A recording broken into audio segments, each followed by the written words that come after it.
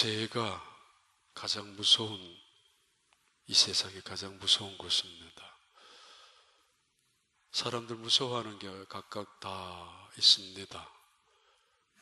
어떤 사람은 뱀을 무서워하고, 어떤 사람은 어두움을 무서워하고, 어떤 사람은 사람 떠나가는 것을 무서워하고 견딜 수 없다고 하지만은 이 세상에 가장 무서운 것은 죄악입니다. 왜냐하면은 죄의 값이 죽음이기 때문입니다. 죄의 값, wages. 그 죄의 값은 wages of sin is death.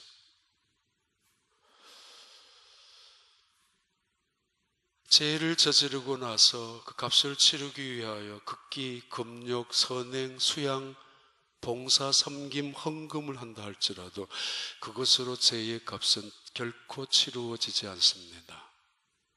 죄는 값을 죽음으로 치루어야 합니다. 근데 그 죽음을 치르기 위하여, 바로 죄의 값을 치르기 위하여 예수님께서 이 세상에 생명으로 오셨습니다. 흠도 없으신, 점도 없으신 의로우신 예수님께서 이 세상에 생명으로 오셔서 그 생명을 죄의 값으로 지불하셨습니다. 하나님이 그 죄를 위하여, 그 죄를 용서하기 위하여 하나님 자신을 내어드렸다고. 죄가 얼마나 크다는 거 아십니까? 죄의 값이 얼마나 무거운 형벌이라는 거 아십니까? 하나님이 그 아들을, 하나밖에 없는 아들을 죄의 값으로 버릴 정도로 우리가 저지르고 있는 죄가 얼마나 크다는 거 아십니까? 눈곱만 하다고요? 손톱만 하다고요? 털끝만 하다고요? 죄가, 그런 죄는 이 세상에 아무것도 없습니다. 죄는 무서운 것입니다. 죽음을 갖고 오기 때문입니다. 아니, 죽음이 끝이 아니기 때문입니다. 바로 지옥이 있기 때문에 죄는 무서운 것입니다. 그 끔찍한 지옥 때문에 하나님은 예수님을 이 세상에 우리에게 보내주셨습니다. 지옥은 불신자가 가는 곳입니다. 하나님을 믿지 않는 사람들, 거역하고 반영하는 사람들이 가는 곳입니다. 사탄을 위하여 준비되고 예비된 지옥이지만 이놈의 사탄들이 자기들 혼자 가는 게 싫어서 사람들을 끌고 가서 채워가는 곳, 그것이 지옥입니다. 분명히 지옥은 악한 사람들, 결국 사탄의 유혹에 끌려가는 사람들이 가는 곳이 지옥입니다. 그런데 가끔은, 아니 자주, 의외의 사람들이 많이 있는 곳이 지옥입니다.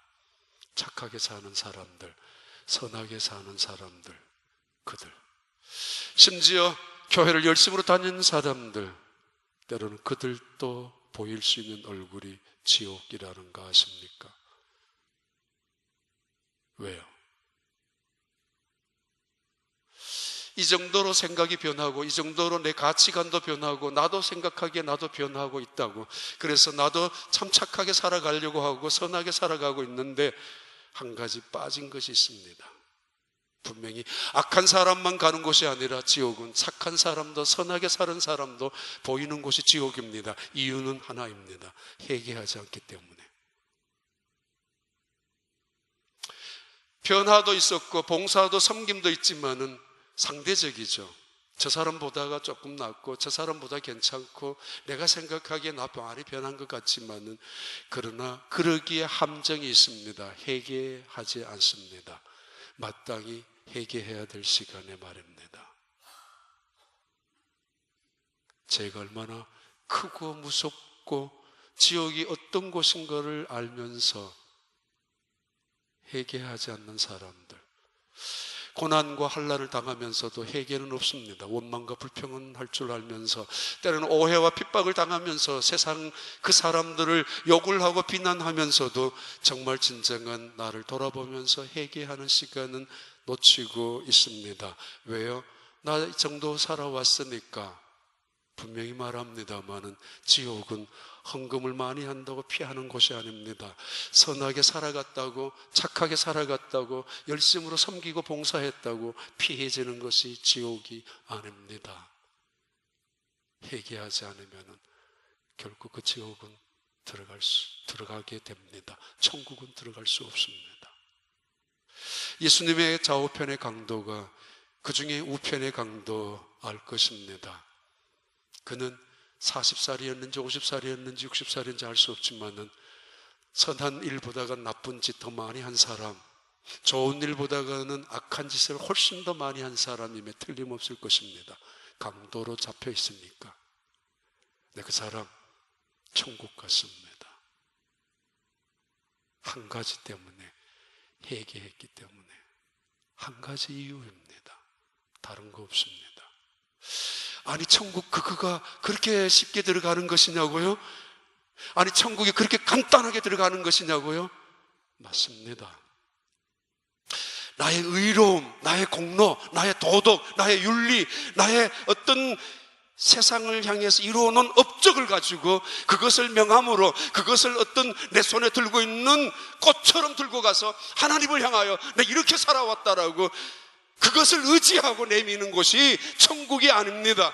오직 하나님의 은혜, 오직 하나님의 긍휼, 오직 하나님의 자비 없이는 들어갈 수 없는 그것이 천국인 줄 알고, 내가 했던 모든 것, 설마 털끝만한 죄라 할지라도 태산보다도 더 크게 여길 줄 아는 사람, 그래서 날마다 살아가는 생활이 회개였고, 날마다 살아가는 것이 겸손할 수밖에 없었고, 날마다 살아가는 인생 속에 회개하면서 그래서 순종하고, 그래서 순종하고, 그래서 헌신하고, 그래서 섬기며 살아가는 그 신앙,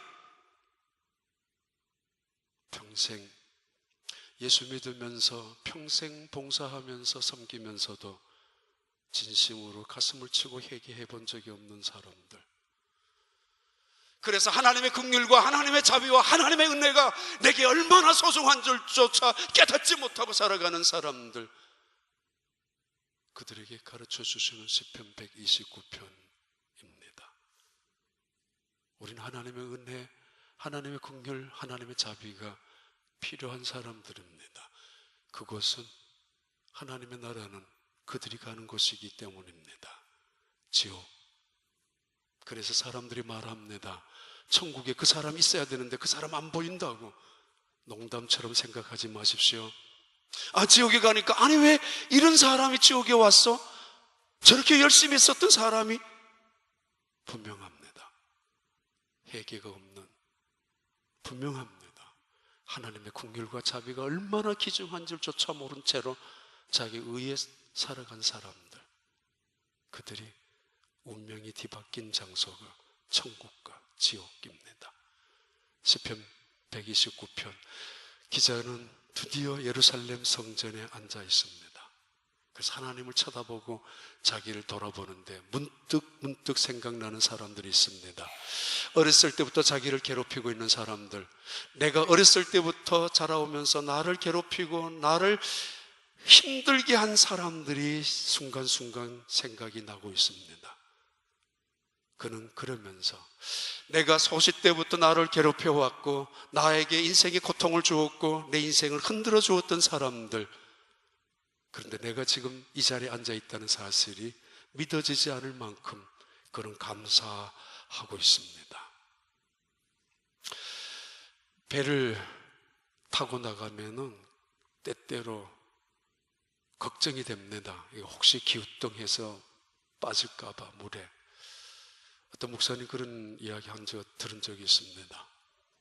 고래를 구경하기 위하여 보스턴에 있는 목사님인데, 그래서 관광객 한 100여 명 아마 있었던가 보죠. 그런데 선장이, 자, 오른쪽에 이제 고래떼가 나타났습니다. 그러면 사람들이 오른쪽으로 확 휩쓸립니다. 그리고 왼쪽에 이번에는 있습니다. 그러면 조금 있다 다시 왼쪽으로 갑니다. 근데 이 목사님은 겁이 나가지고 가만히 있었대요. 왜냐하면 우르르 몰려가다 그쪽에 다 배가 기울어지면 자기 혼자가 있다고 균형이 잡히는 건 아니지만은, 근데 나중에 나와서 이야기했어. 아, 나는 불안해가지고 움직이지를 못했다고. 그래서 사람들이 웃었다고 그러죠. 배 안에 균형을 잡는 것이 있기 때문에 그만큼 100여 명이 그쪽으로 올려가서 기울는다 할지라도 다시 원위치로 온다고. 밸러스트 같은 중심축가 있기 때문에, 비행기에도 밸러스트 같은 중심축이 있기 때문에 올라가서 부력을 가지고 균형을 잡는 것. 이 시편 기자 고백입니다. 아수르가 공격했었고 바빌론이 침략했었고 그때마다 우왕좌왕하고 그때마다 갈팡질팡했었던 민족이었지만은, 그러나 그렇게 침몰되고 파멸되고 그리고 바닷속에 들어가서 망하는 것 같고 끝나는 것 같았지만은 그게 아니었다고. 가까이 있는 아말렉, 모압, 암몬, 블레셋 민족 그 족속들이 때만 되면은 침략해서 뺏어가고 약탈하고 살아왔지만은, 그래서 직장도 회사도 가정도 거의 침몰하기 직전 속에 있었지만은 기우뚱 해왔는데 침몰하지 않았었다고 생각해 보니까 믿음 주 때문이었다고. 너무 자주 이쪽으로 몰려다니면은 아슬아슬하게 살아왔죠. 그러나 너무 자주 왔다 갔다고 하면은 침몰하게 마련입니다. 배는 기울이 한꺼번에 이쪽으로 쏠리고, 그러면은 아무리 중심추가 있다 할지라도 어느 순간에는, 옛날에는 보트가 조그마한 배 같은 거 침몰하지 않습니까? 뒤집어지지 않습니까? 갑자기 폭우가 쏟아지고 갑자기 바람이 쏟아지면 사람들이 겁이 나고 또 두려우니까 한꺼번에 한 자리로 몰려들이면 그냥 넘어지고 맙니다. 그럼에도 이 사람들은 쓰러지지 않고 침몰하지 않았던 이유는 믿음의 중심축을 하나님께 놓아주었다고, 그것을 통해서 고백하고 감사합니다. 그리고 내가 그때마다 참아왔었다고. 참아왔는데 내 의지로 참아온 것만이 아니라 그 믿음 때문에 견디어왔었다고. 밸러스트라는 이 중심축, 인내라는 단어 포함되어져 있는 의미는 균형입니다. 균형, 밸런스입니다. 인내. 어느 한쪽으로 치우치면은 비겁하게 될 것이고, 잘못 치우치면 오기, 도끼가 될 것입니다. 균형 있는 참음, 인내를 인내라고 합니다. 한문으로 인내를 마음에 칼을 하나 꼽아 놓는 거 아닙니까? 그 칼이 떨어지면 나는 죽습니다. 그 칼 밑에 있는 그 칼을 내 생각 위에, 내 입 위에, 내 마음 위에 올려놓고 균형을 잡아가는 인생, 그게 참을 인내입니다. 인내 없이 이루는 거, 가질 수 있는 거 하나도 없습니다. 인내 없이 이룰 수 있는 성공 하나도 없습니다. 참지 아니하고 얻을 수 있는 사랑, 행복, 그리고 기쁨 없습니다. 세상 사람들이 천재라고 말하지만은 그 천재는 남다른 인내를 갖고 있는 것뿐입니다. 세상에서는 그를 성공한 사람, 괜찮은 사람이라고 말하지만은 그는 남들보다 5분 더 참은 사람입니다. 톨스토이의 이야기고 에머슨의 이야기입니다. 인내가 그만큼 중요하다는 말씀입니다. 참아 나간다는 것은 인생에 그만큼 소중한 것을 의미합니다. 참지 못해서 후회하고 참지 못해서 가슴을 치는 사람들, 참지 못했던 지난 인생 속에서 감옥에 있는 사람들, 그래서 병원에 실려가는 사람들, 가정이 깨어진 사람들, 그들이 눈물을 흘리고 가슴을 치는 이유는 왜 그때 참지 못했던가의 이야기입니다. 내가 어렸을 때부터 나를 괴롭혀온 사람들이 내 주변에 그렇게 많았었고, 그때마다 내 가정이 침몰하기 직전이었고, 그때마다 내 직장과 내 사업장이 무너지기 직전이었지만은 다시 일어설 수 있었던 이유는 내가 인내했었는데 그 인내의 비결은 믿음이었었다고. 믿음 때문이라고. 그 믿음 때문에 가정이 지켜왔고, 그 믿음 때문에 사랑을 지켜왔고, 그 믿음 때문에 내 지위를 지켜왔고, 믿음 때문에 여기에 앉아있다고. 인내를 말합니다마는 여기 시편 기자는 그것이 믿음이라고 말을 하고 있습니다.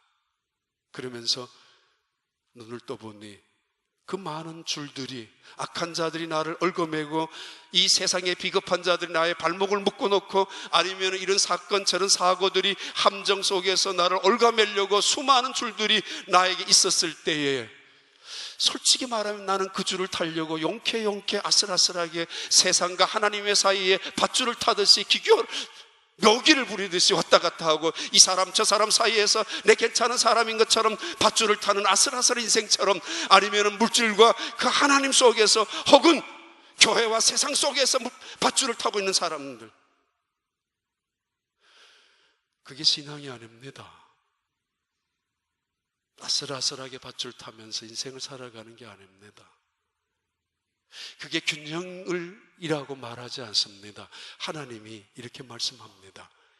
예루살렘 성전에 있는 성도들이 하나님이 그 줄들을 끊으셨다고, 하나님의 품에 안겨서 편안함을 누리도록 그 줄을 끊어버려서 하나님의 반석 위에 세워지도록, 밧줄을 타는 아슬아슬한 불안하고 두려운 짝이 없는 이 세상과 하나님 사이를 오고 가는 요술자처럼 마술자처럼 인생을 살아가는 것이 아니라, 한 줄은 끊어버리고 단호히 끊어버리고 오직 하나님만을 향하는 자리, 그것이 반석이고 그것이 산성이고 그것이 요새인 하나님의 품에 나를 안기게 해주셔서 내가 인내할 수 있었고, 내가 그것을 믿음으로 바탕으로 해서 내가 여기에 있다고 고백하고 있습니다.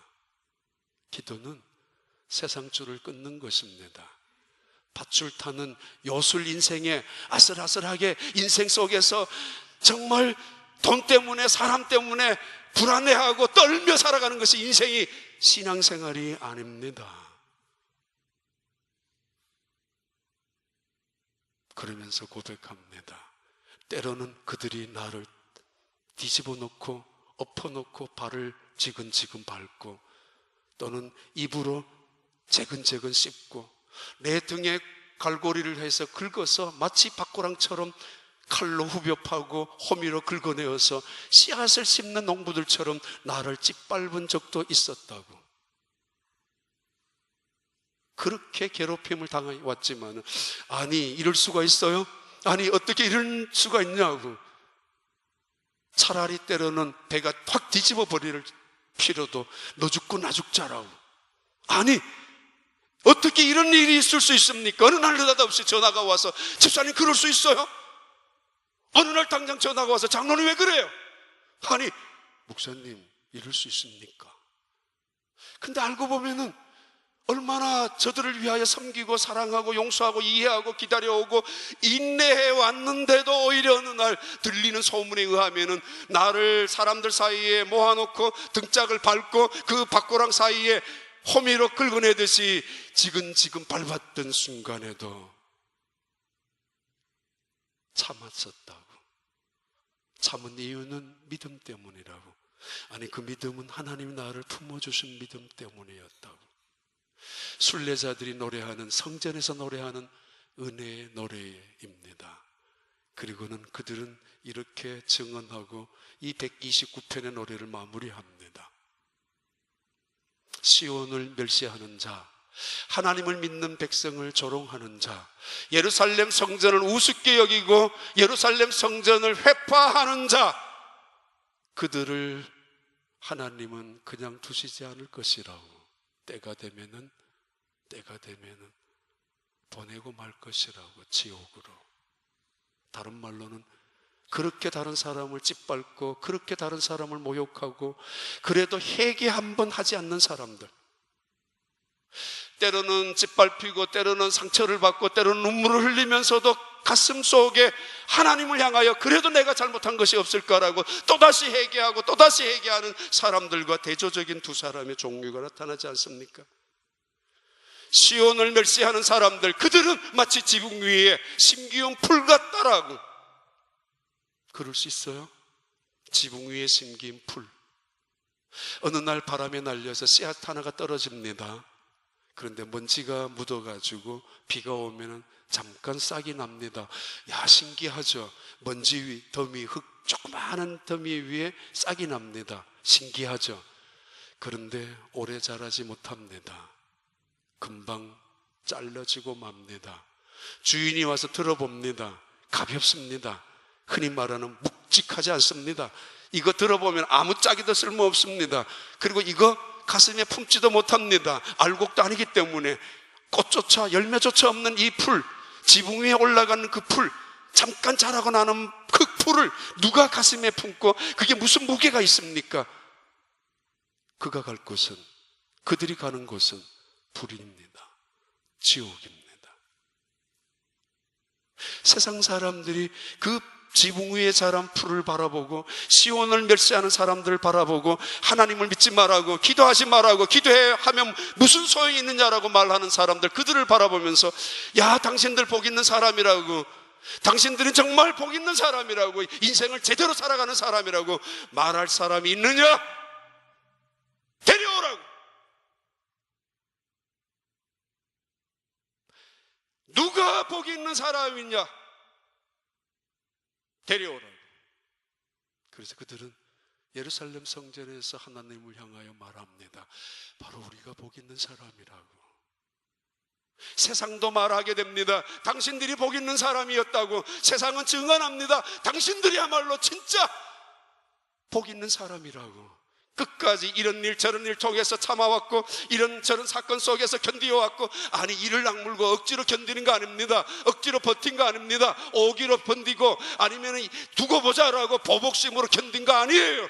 믿음 속에서 참아온 것이고, 아니 믿음 속에서 하나님의 말씀 약속을 믿고 소망을 가지고 견디어온 그 믿음 안에서 기도의 자리를 지켜온 그 사람들, 세상은 그들을 향하여 당신들이 복이 있는 사람이라고 결국 증언하게 됩니다. 하나님 말씀입니다. 환난을 당하나 너희는 환난을 기뻐하라. 이 환난이 너희들에게 인내를 만드는 줄 알미니라고. 환난은 인내를, 인내는 소망을 이루는 줄 알미라고. 인내, 성도들에게 중요한 기다림, 하나님을 믿는 사람들에게 마지막 주님이 오시는 그날까지 갖고 있어야 될 가장 중요한 것이 참는 거, 인내하는 거, 기다리는 거, 소망을 갖는 거. 그들이 하는 일은 기도입니다. 그 기도는 헛된 것이 아닐 것입니다. 우리 일어나셔서